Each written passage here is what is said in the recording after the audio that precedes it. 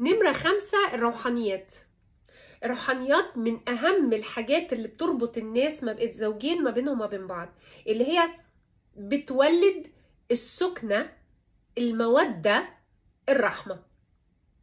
تخيلوا كده، مهما كان يعني شوفوا ديانتكم ايه، انتوا الاتنين رايحين الكنيسه مع بعض، او لو انتوا مسلمين انتوا الاتنين بتصلوا مع بعض في البيت صلاه جماعه، وتخلوا الاولاد وراكم، تتنزل عليكم السكينه والرضا والنور والرحمات.